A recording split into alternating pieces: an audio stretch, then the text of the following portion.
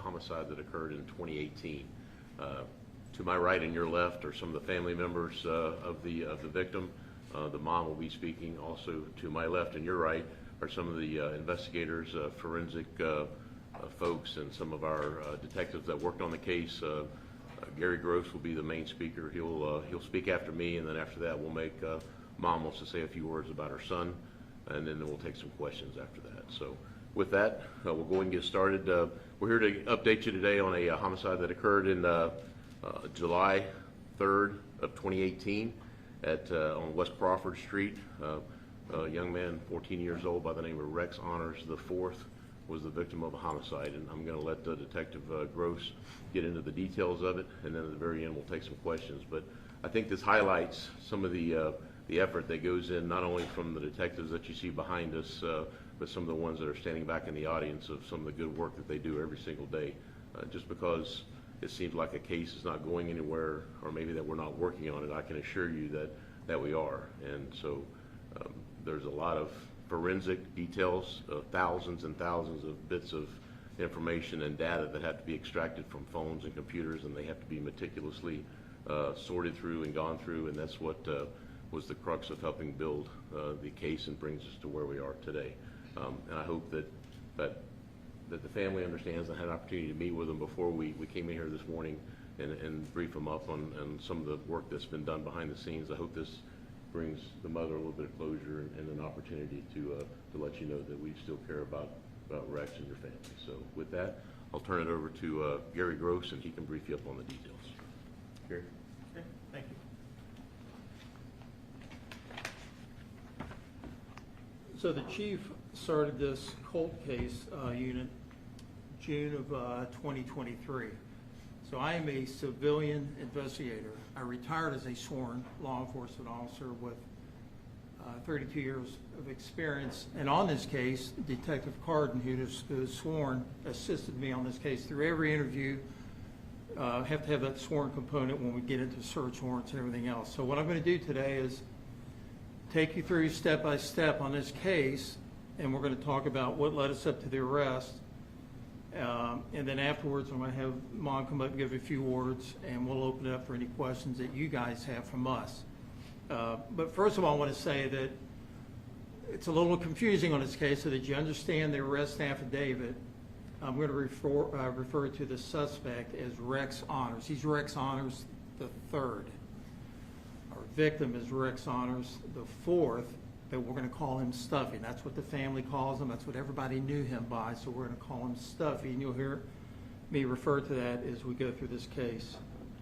And so on July 3rd is when this murder occurred.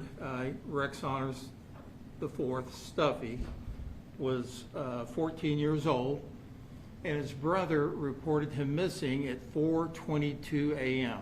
That's a very important time, and I want you to remember that, because I'm going to come back to that a few times throughout this press release. The LPD officers that responded to a report of a missing person searched the house, and they found Stuffy deceased in the backyard with some type of an injury to his forehead. He's laying in the grass. There's blood on his forehead.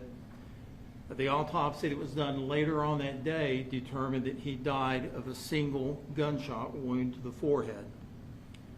Now, detectives early on, they suspected that Rex Honors III, the brother, was responsible for this, but at that time, as they worked this case, especially that day, they lacked enough evidence, probable cause, witness statements to move forward. And over the years, that case eventually became a cold case. The detectives retired and moved on. And back in 2018, I was the public information officer, and I remember this case. I did the press release on it, so it stood out in my mind, this 14-year-old that was killed, which is why we started working this case. Detective Carden and I jumped into this in May of this year, and we started working in cases. Now, what allowed us to move forward is advances in cell phone technology, digital forensics.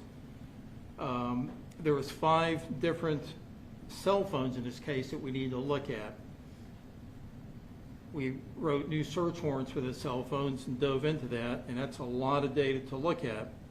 We also conducted over 17 interviews and spent countless hours, I think around 800, and we're still working on this. Just because we made an arrest, we're still looking at other evidence that still needs to come in and work in this case. But to give you an idea, it's a little overwhelming on this cell phone how much digital evidence there is. Just on the suspect's cell phone, just his, there's 26,378 pieces of digital evidence that we looked at, which is, photos, videos, pictures, it's just a lot. The victim's phone, 28,338. And one of our witnesses' phones that we looked at, 17,886. That's over 72,000 pieces of digital evidence to look at. That's a lot to go through. But you got to look at each one, and you'll see why in a minute. One piece of digital evidence can make a case. And in this case, there's quite a few, but we'll go over some of those. Rex Saunders III was a suspect from day one. We learned he had been arrested in Albany, Georgia. He was arrested on August 16th. Now, they call it ag assault. If it was here in Florida, it'd be ag battery, but he stabbed somebody. But their language is a little different up there with law, but he's in jail for ag assault. He's still incarcerated at the Daugherty County Jail. We'd worked the case enough that we felt confident and the timing was right. We didn't want to go too early, but we now knew that we had enough information. We felt comfortable in talking to him, so we went up there on October 15th to interview him. During that interview, we got a full confession to what took place. Things that he told us that were law enforcement sensitive, that had never been released to the public before he knew, and only he would have known, being the suspect. So this is now what we know occurred. On the night of the murder, Stuffy, a witness and the suspect were at this house on Crawford Street where the murder occurred. They're just looking at social media, playing video games, hanging out as the night progressed. We do know from talking to this witness that they started fighting, and we're not sure why, but this fight escalated to the point where they broke that table you see there in photograph number 1. That was in the living room. That table was broke there in the fight, and this fight kept going. Now this witness, excuse me, he knew that there was a couple of different firearms in the house, and he was scared. He's 16 years old. So at this point, they're fighting so rough, he was scared. He left the house. He left on foot. He went a short distance down the driveway. Now this driveway it's fairly long. In fact, there's a photograph of it right there. It's 256 feet. As soon as he got onto the road, he hears a gunshot go off, one gunshot. Now he knew, in his heart, that Stuffy was shot, and he was scared to death. I understand he's 16 years old, doesn't know what to do. He just leaves on foot and he gets the heck out of there. He believes that he was shot. So based on this evidence, the confession at this time, we now know the suspect was shot at close range, 2 to 4 inches away from the forehead. This is based on the image report. They found stippling, which is, it's a gunpowder burn. The gunpowder from the gun burned into his skin. That only happens when you're 2 to 4 inches away.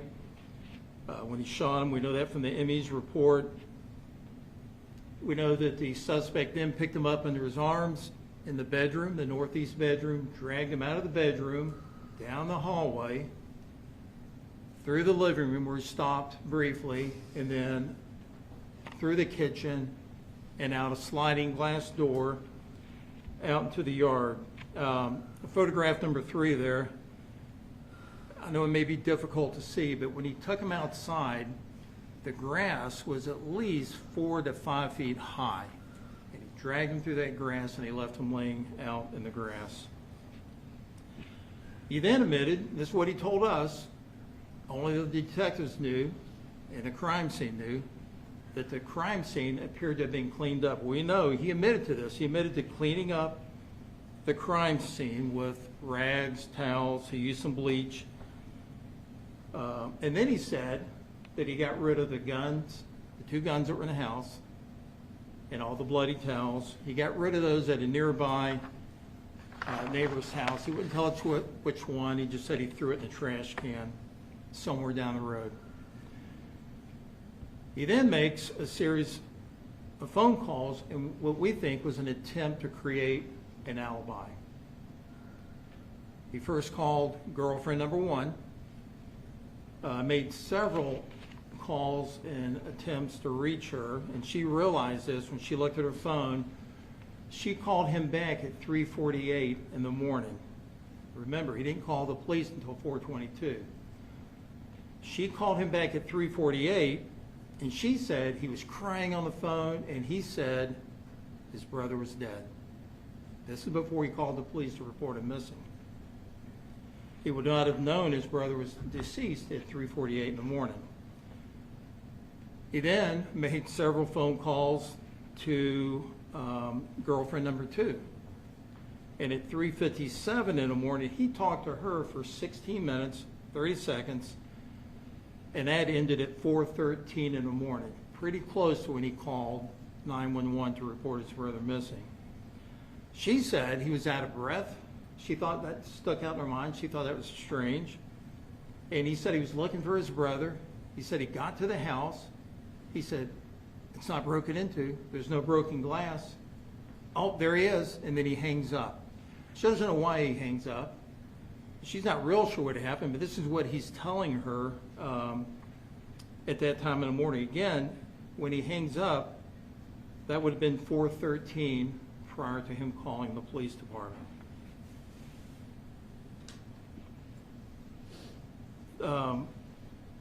This would have been 9 minutes before he called the police department. And, you know, it's what he didn't tell her as well. And that was when he walked in the house, there was visible signs. You would have seen the blood. He didn't tell her anything about any blood. He didn't tell her that. He just hung up. Another piece of evidence in this case was next door at a let's say at a nearby house. There was a house that had installed the day before a surveillance camera. The day before this camera was put in, and this camera captures the suspect talking on his phone, and he's in a panic. Now, I mean, I can demonstrate this. The phone, as you see, it's lit up, and he's going up and down. He's in a panic, frantic mode. He's just going crazy with this. And he's calling. It's the exact same time you see on the video. You see him call girlfriend number one, and then you see number two. You see him on the video with the phone going up and down, talking to these two individuals.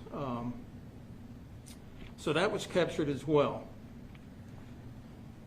Rex Honors III suggested to the police and others on social media while he's here at the police department and early that morning that possibly a burglary had occurred. We know that's incorrect.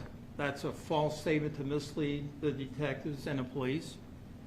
And we know that because we've talked to some of the individuals that lived in the house that a burglary never happened. Nothing was stolen. The TV, the jewelry, coins, everything that would normally be taken during a burglary was there. They said a burglary did not occur. So we know that was a lie, again, and that was an attempt on his end to mislead the detectives. Throughout the morning, the suspect also sent several text messages that his brother had been shot in the head. And you got to ask yourself, well, how would he know this? The officer only knew that he had a wound to his forehead. He's laying in the grass. That information had never been shared with the public. It wasn't released in a press release. And they didn't know until that day around 1 o'clock when the autopsy was completed the manner and cause of death, that he was shot once in the head. Only the person who did this would know, and that was Rex Honors III. In his first interview in 2018, when the detectives brought him down here and interviewed him, he denied having any firearms in the house. He had no knowledge of any weapons in that house on Crawford. However, one of those pieces of evidence, one of those 338 pieces of evidence we looked at, we found a video on the suspect's phone. That video was taken a little over 4 hours before the murder occurred, and it's him and the victim doing a rap video. Each one has a gun, and some of the lyrics in that video is, "You're fixing to die tonight." Now that video was on July 2nd, like I said, a little over 4 hours, 10:54 p.m. before the murder occurred. It kind of foreshadows what was to come. The forensic examination of the witness's cell phone, who left at 3 a.m., the young man that was 16 years old, showed that he had tried to contact 27 different times family members. He's scared. Again, he's 16 years old. He just, he's not sure what to do. And those calls started around 3:41 in the morning. So when he heard that gunshot, again, he knew what had happened. He's just in a panic mode. We know that from the digital forensic evidence, the new evidence that we've looked at. And technology has changed so much. Our technical services unit, which we have some members up here today, what you can do today is going to change in 4 or 5 months from now. So a lot of this new evidence that we got was not accessible back in 2018. So we got a lot off these cell phones and the search warrants that we did. The original responding officer said he noticed a trail of blood throughout the house. The father who we talked to, who went back in after the crime scene unit had cleared the house and the police are gone, one of the first things he noticed was what appeared to be blood that was cleaned up in the bedroom, kitchen, and living room area. But in contrast, the suspect, when he called 911 to report his brother missing, who said he was in the house 10 minutes, never ever once mentioned to the dispatcher that he saw blood. And it's all throughout the house. But he did determine during that 10 minutes that he walked through the house that his brother wasn't there. He also told the dispatcher that little things that was kind of strange, like he noticed a pizza box on the floor. He noticed his brother's shirt. But all the lights were on. He told the dispatcher when he went in the house, all the lights were on. He should have seen that blood. It was right there in front of him. He never once mentioned to the dispatcher that blood was throughout the house. Honor said he tried to call the victim. False statement. We know from the forensic exam now, the digital evidence that we got, there's no evidence on his phone that he tried to call Stuffy. There's no evidence on Stuffy's phone that the victim tried to call him. That's another attempt for him to mislead the police in this investigation. So in summary, here's what we know happened. Honors admitted to shooting a victim from a standing point. During the interview up in Georgia, we said, "Show us." He stood up in the interview. He said he turned his head, he didn't look, he closed his eyes, and he said he shot the victim from about 6 feet away. And he demonstrated that during the interview. He's the only one who would know this information. Again, remember I told you the autopsy report said he was shot once. Well, the ME and the detectives are the only ones that had the information that that bullet went in here and it exited the base of the skull, a downward trajectory. So when the victim, when the suspect gave us his statement, he said he was standing near the doorway, he turned his head and he shot, and he said the victim was on the bed, a downward trajectory. Only he would have known that, and that matched up with what the medical examiner told us. So one last thing I'd like to mention is it kind of helped us through this case. It was a lot to go through, a little over 800 hours. And I told the mother this and the family as well. And we do this on every case. And especially on this case, when you walk in the cold case office, we put a picture of Stuffy up on the wall so that we can see that every day. Every day we know our purpose. We're motivated to keep moving this case forward.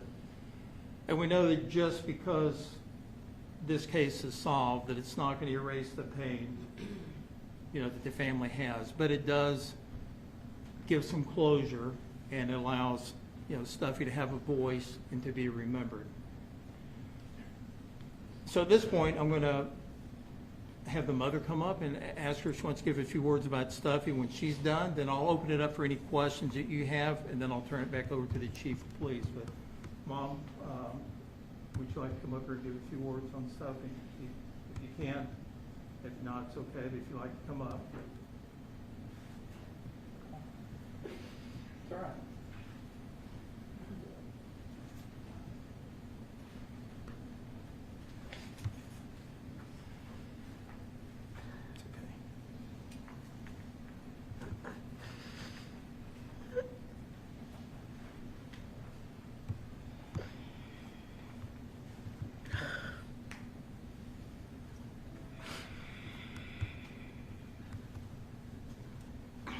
My name is Antoinette. Stuffy was only 14. He was a normal child. He loved school. He loved sports. He didn't deserve it.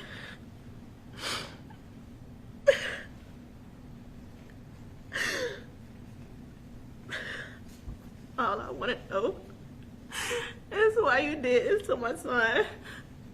He didn't even get to live his life.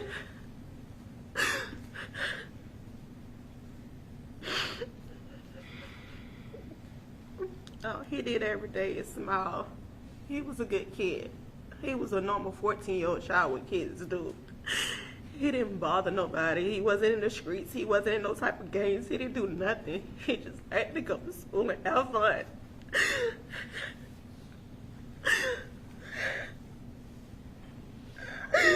Thank you.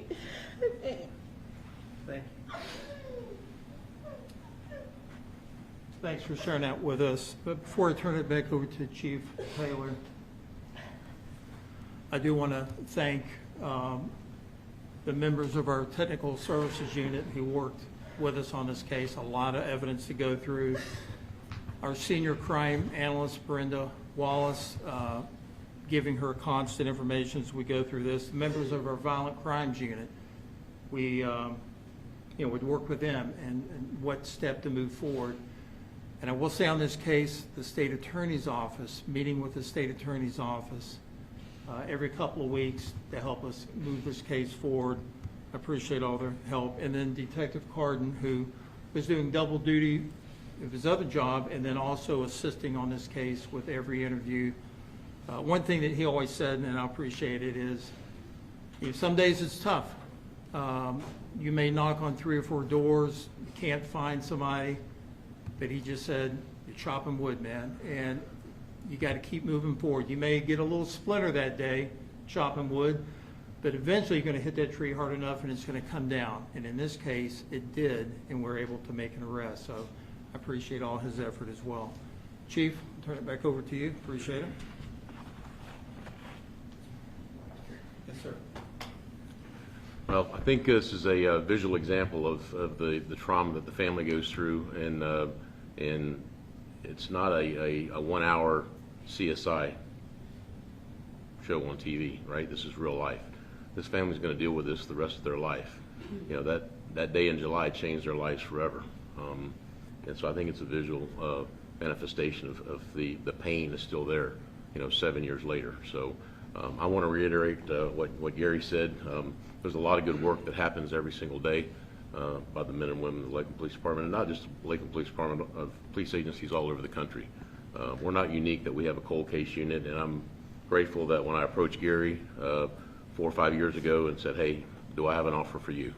And Gary had retired. He'd spent 32 years in law enforcement, was a sergeant, worked child sex crime cases, and was looking to get back in as a civilian, and he did, and he takes these things seriously, and so I appreciate his effort, and he's tenacious with these things, and this young man, the gentleman that we arrested is still in jail in Georgia. He'll be brought back eventually. That'll be between the sheriff's office in Georgia and the sheriff's office here in Polk County when he gets transported back to the county. He's got some stabbing charges he's got to face up there, so they may not want to send him down here until he answers for those cases as well. So with that, if you have any questions, I'll be happy to answer them and make anybody else available that can answer the questions. So, yes, ma'am.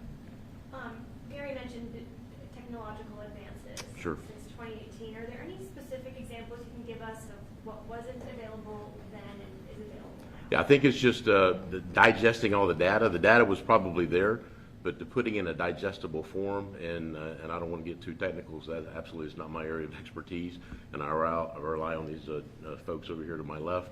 But it's just the voluminous information that's there and making some sort of sense to it and putting a timeline to it, and putting it in programs and buying the programs and being able to understand what the data means, understand what the GPS locations and the latitude and longitude and the timestamps, and understanding what all that means. I think it's was available. It's just very tedious, and there's some refinement that has gone on in that software genre that allowed us to make it more understandable to us, if that answers your question.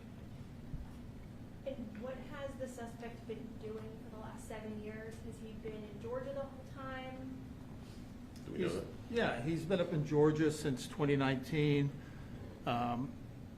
He's been busy up there. He has definitely a criminal history here, but he's been involved in quite a bit up there. But you'd have to call Albany, Georgia to talk to them about his activities up there. But he's living up there now. Any other questions? Were you aware of the 16-year-old witness in 2018, or did We that were. not come to light? Yeah, we were. He was interviewed at the time, yes, ma'am. I don't know that he was 100% forthcoming. I think he told us a version of what he wanted us to know at the time, and I'll let Gary opine on that. Yeah, I mean, that was pretty much it. He's 16. He was scared. He left. He was interviewed by the police. What he didn't tell the detectives back then was that he heard that gunshot. And when I said a lot of our witnesses, they're now parents. They have kids. And he understands, having a kid of his own, how important it is. So he come forward with that new information, as well as some of our other witnesses that we talked to. With new information, it helped us move this case forward. So, Go ahead. Go ahead. I was just going to ask, it seems like an exact motive isn't known at this time, right? We just know we'll never know. He's the only one that's going to know. Some witnesses said it could have been over girls. Some said they were fighting and it got out of control. It's obvious from that table that's broke. And we do have that one witness who left that they were fighting hard and heavy. Maybe that was the reason why. But he didn't say during the interview up in Georgia why exactly that he did that shooting. How old was the suspect at the time? He was 21, and our victim was 14. You mentioned the suspect cleaned up the crime scene. Was there no DNA evidence at the initial crime scene before he drug him out into the yard? Great question, and detectives dealt with that back then. The suspect having lived there on and off, that DNA really wouldn't mean a thing to us because he stayed in the house. They were play fighting, so we knew his DNA would be on him. So that kind of was something that worked against us with him living there too, on and off. Any other questions? Can we get Antoinette's last name? Tinsley? Tinsley? Tinsley? Thank you. All right. Very good. Again, thank you for coming, and we appreciate your attention and helping us get the word out. I don't know if Gary held this up long enough for you guys to get a good photograph of this, but let me hold that up so you can get a good shot of that.